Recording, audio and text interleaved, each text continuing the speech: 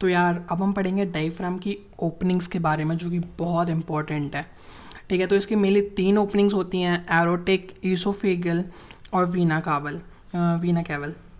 तो यार अपन देखते हैं इसको डायग्राम के थ्रू, क्योंकि ये डायग्राम से बहुत ईजी पड़ेगा अपन को।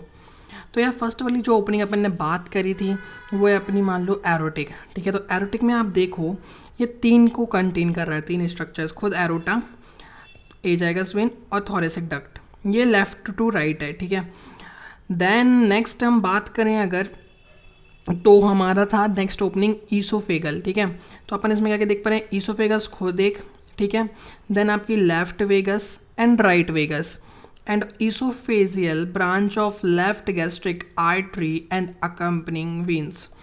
फिर जो अपना ये इन्फीरियर वीना कावल है, इसका बहुत, जो वीना कैवल अपन ने पढ़ी थी ओपनिंग, ये बहुत ईजी है। इसमें क्या है, inferior vena cava and right phrenic nerve. अब देखते हैं इनका लोकेशन क्या क्या है। ये सबसे नीचे है, फिर उसके ऊपर ये, तो ये देखते हैं, बहुत ईजी है, T8, T10, T12।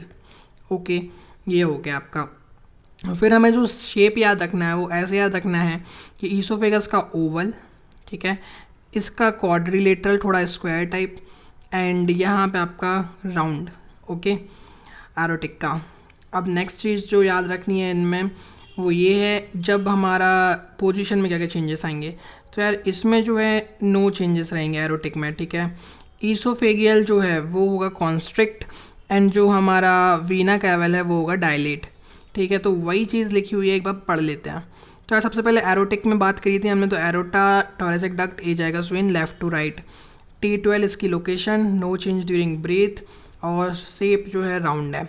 ईसोफेगल में अपन ने बात करी, oesophagus, right and left Bengal branch and oesophagus branches of left gastric vessels, constriction, shape Oval and elliptical. Veena caval की बात करें, वेना कैवल तो inferior vena cava, branches of right phrenic nerve, few lymph vessels, dilation होगा, and location upon T8 पहले पढ़ चुके हैं, square इसको बोल दो। अब बात करते हैं स्मॉल ओपनिंग्स ऑफ डायफ्राम की, तो अगेन हम डायग्राम से समझेंगे। तो सबसे पहले हमारा सुपीरियर गैस्ट्रिक वेसल्स जो है वो हमारा जिफॉइड प्रोसेस पड़ेगी, यहाँ पे आप समझ सकते हो। तो ये खुलता है बिटवीन द जिफॉइड प्रोसेस, ठीक है, क्या कहें मैं, between the xiphoid process and the 7th costal cartilage. ठीक है, ठीक है, और जो ये गैप होता है इन दोनों का उसको बोलते हैं हम लैरिस स्पेस, या फिर हम इसको बोलते हैं फोरामेन ऑफ मॉरगैग्नी। ठीक है, तो ये याद रखना। नेक्स्ट हम बात करें तो हमारी ये सिंपैथिक ट्रंक दिख रही है आपको, ये सिंपैथिक ट्रंक आती है आपकी ये थोरेसिक से और यहाँ पे एब्डोमेन तक आती है। हमने इसको पढ़ा है 4th पार्ट ऑफ ड्यूरेनम में भी, आप जाके मेरे पहले के वीडियोस में देख सकते हो। ठीक है, तो अपन अब देख पा रहे हैं इसमें ये ऐसे आ रही है, तो ये काय से आ रही है, मीडियल आइक्वेट लिगामेंट से। ठीक है, बिहाइंड द मीडियल आइक्वेट लिगामेंट। अब जो ये सब कॉस्टल है वेसल्स, ये आप देख सकते हो, ये आ रही है लेटरल, या फिर हमारा लेटरल आइक्वेट लिगामेंट, या फिर लेटरल लंबोकोस्टल। ठीक है, तो ये यहाँ पे लेटरल आइक्वेट लिगामेंट हो गया। अब जो ये हम लेसर एंड ग्रेटर स्प्लैंकिक नर्व्स जो देख पा रहे हैं वो हमारी है राइट क्रश में और लेफ्ट क्रश में। लेफ्ट क्रश में एक चीज़ और याद रखनी पड़ेगी आपको, यहाँ पे होती है हेमी एजाइगस वेन, और वैसे बताइए यहाँ पे एजाइगस है तो यहाँ पे हेमी एजाइगस आ जाएगी। तो यार ये थी हमारी माइनर ओपनिंग्स इसकी। ठीक है, अब आपको जो चीज़ याद रखनी है वो एक चीज़ और है इसमें, कि हमारी जो स्प्लेनिक नर्व हमने पढ़ ली, सुप्रागैस्ट्रिक नर्व्स एंड वेसल्स भी हमने पढ़ ली, सबकोस्टल वेसल्स भी पढ़ ली, सिम्फेटिक नर्व भी याद कर ली। तो ये वाला पॉइंट जो है लैरी स्पेस का वो थोड़ा सा इंपॉर्टेंट है, ये आप दिमाग में रखना। अब रिलेशंस में देखते हैं, तो यार इन्फीरियरली और सुपीरियरली बस देखना है। तो इन्फीरियरली, ये मैं उल्टा लिख दिया हूँ, सॉरी, ये आप याद ऐसा कर लेना, ये सुपीरियरली इस साइड आएगा, इन्फीरियरली इस साइड आएगा। तो सुपीरियरली की बात मैं करूं अगर, तो सुपीरियरली के जो है हमारे प्लूरा होगा ऊपर, उसके पेरिकार्डियम होगा। इन्फीरियर की बात करूं तो spleen, liver, kidney, peritoneum, suprarenal and fundus of stomach.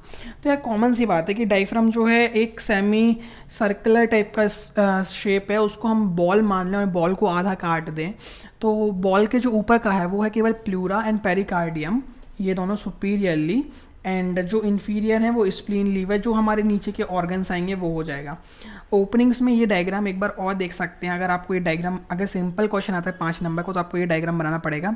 तो ये हो गई हमारी इन्फीरियर वीना कावा, ये T8 पे, ये ईसोफेगस वाला T10 पे, और ये हमारा आरोटा T12 पे, ठीक है। तो आप वही देख पा रहे हो T12, T10, T8, और ये हमारा ज़ेफाइड प्रोसेस डायफ्राम। नेक्स्ट बात करते हैं एक्शंस की। एक्शंस में मेनली आपको जो याद रखना है वो ये याद रखना है कि ड्यूरिंग इंस्पिरेशन जो है हमारा ये इंक्रीज़ करता है थोरेसिक वॉल्यूम को, कैसे कॉन्ट्रैक्शन करके, ठीक है। तो क्या होता है कि नॉर्मल ब्रेथ में ये हम जब नॉर्मल ब्रीथिंग कर रहे हैं तो ये 1.5 सेंटीमीटर एक्सकर्जन होता है इसका, लेकिन जब डीप ब्रेथ लेते हैं हम, बहुत गहरी गहरी सांसें लेते हैं, तो 6 to 10 सेंटीमीटर तक इसका एक्सर्शन हो सकता है। अब डायफ्राम पोजीशन की बात करें तो आपको याद रखना पड़ेगा, जब आप लेटे हो सिंपली तो आपका ये हाईएस्ट रहता है। आप जब बैठे हो, ठीक है, बैठे हो कुर्सी पे, तो ये आपका होगा मिनिमम, ठीक है। एंड जब आप खड़े हुए हो, ठीक है, कहीं पे, तो आपका ये हो जाएगा इंटरमीडिएट, ठीक है। आपको ये याद रखना पड़ेगा। फिर जितनी ज़्यादा हाईएस्ट पोजीशन होगी डायफ्राम की, उतनी ज़्यादा डीप ब्रेथ आप ले पाओगे, ठीक है। फिर जो है ये हमारा क्रिएट करता है नेगेटिव इंट्रा पल्मोनरी प्रेशर। उससे क्या होता है, बाहर का पॉजिटिव होता है एंड अंदर का हमारा हो जाता है नेगेटिव पल्मोनरी प्रेशर एयर का। तो जो पॉजिटिव से हम जानते हैं एयर जो है नेगेटिव प्रेशर में देन आने लगती है। तो इस तरीके से इंस्पिरेशन में हेल्प करता है और इसलिए हम इसको प्राइमरी इंस्पिरेटरी मसल भी कहते हैं। अब जो है डायफ्राम जो है सारे एक्सपल्सिव जो भी इफ़ेक्ट होते हैं हमारे बॉडी के सब में काम आता है, जैसे कि हंसना, गाना, या फिर रोना, मिचुरेशंस, या फिर आपका हो गया स्नीजिंग, कफिंग। तो ये सारे क्या है, एक्सपल्सिव इफेक्ट हैं। तो इनके लिए एक्स्ट्रा पावर प्रोवाइड कौन करता है, हमारा डायफ्राम करता है, ठीक है ना। और याद रखना ये सारे के सारे जो इवेंट्स हैं वो फॉलो होते हैं जनरली एक डीप इंस्पिरेशन के साथ। तो यार हमारे ये ख़त्म हुआ डायफ्राम यहाँ पे। अगले में हम बात करेंगे क्लिनिकल्स के बारे में, उसके बाद डायफ्राम जो है वो एंटायरली ओवर हो जाएगा। Thank you.